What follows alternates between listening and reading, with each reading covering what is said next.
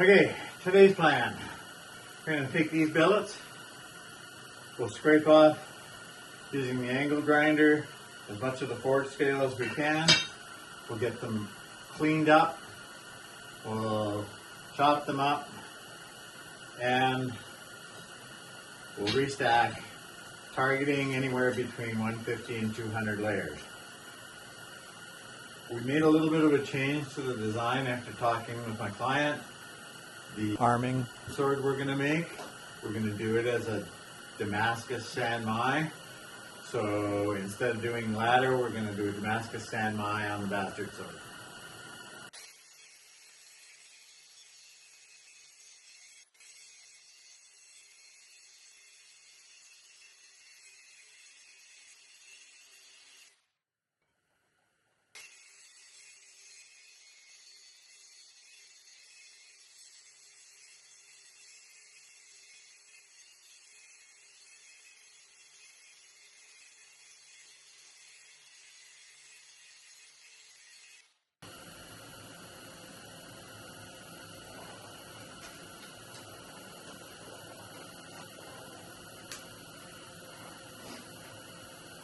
Okay, one side cleaned up.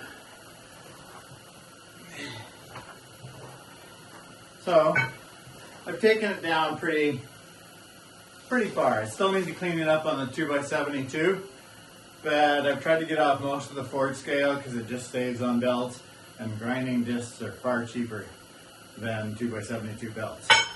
So we'll flip it over, we'll do the other side, we'll clean up the other two, and then we'll start measuring things out. All right, next morning in the shop, I've got everything rough ground. So we've taken off all the forge scale of our billets. Next step is we're gonna cut and restack, but we've made a change to the design. I talked to the client for the, I won't use the word on YouTube, but the longer sword. I'll call it an arming sword for right now, but it's a long arming sword. We're going to do a Damascus Sanmai instead of a ladder pattern. I think it'll really go good with that dark image of that blade, and we'll have that nice dark edge. And then I'm going to put a small layer of 15 and 20 in between the center core and the Damascus, so we should get a little bit of a brighter stripe all the way around the Damascus. It should make for a pretty striking sword. Before we cut it up, we want to make sure we cut off enough of the end that we don't have any of the D-lambs that are sitting right here. So I got to cut far enough back not to include those.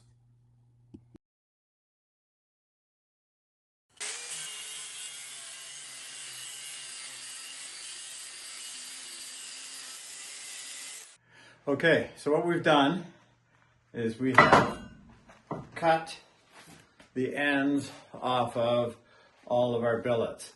What we're actually looking for is any D-lambs that occurred in here. Now I cut one of them actually purposely short, just to highlight.